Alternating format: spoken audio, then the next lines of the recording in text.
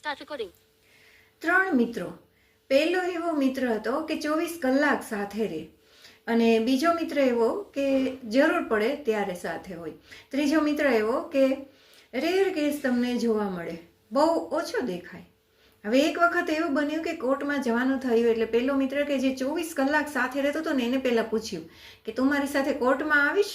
એટલે એને તરત કહ્યું કે હું તો ન આવી શકું, મેં કોર્ટ જોયું પણ નથી અને હું આવું પણ નહીં. એટલે બીજા મિત્ર પાસે ગયો અને બીજા મિત્રને પૂછ્યું કે તું તો બહુ જરૂર પડે ને ત્યારે જ મારી સાથે આવશ, આજે મારે ખરેખર જરૂર છે, તો આવીશ? એટલે પહેલા મિત્રએ તો ના પાડી.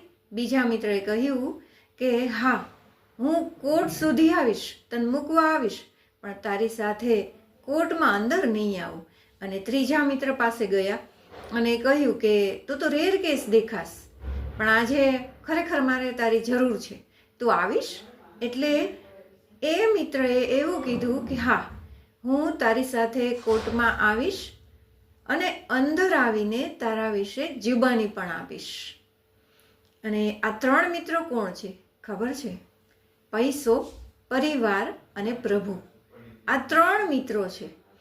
એમાં પૈસો 24 કલાક તમારી સાથે રહે છે, અને પરિવાર છે એ તમે જ્યાં સુધી આ દેહરૂપી છો ત્યાં સુધી. પણ પેલો જે રેર કેસ દેખાય છે એ ત્રીજો મિત્ર એટલે પ્રભુ, જન્મો જન્મનો નાતો. અહીંયાથી આપણે દેહ છોડીને જ્યારે ઉપર જઈશું ને ત્યારે ઈશ્વર આપણી સાથે આવશે અને કહેશે કે આપણે કોઈ એવું કામ નથી કર્યું કે આપણે નીચું જોવું પડે. ખૂબ જ પુણ્યશાળી આત્મા છે, ખૂબ સારા કાર્ય કર્યા છે પૃથ્વી પર, તો આમને સજા ન થવી જોઈએ, આમની સજા મુક્ત થવી જોઈએ. આવી જુબાની કોણ આપે છે? ઈશ્વર.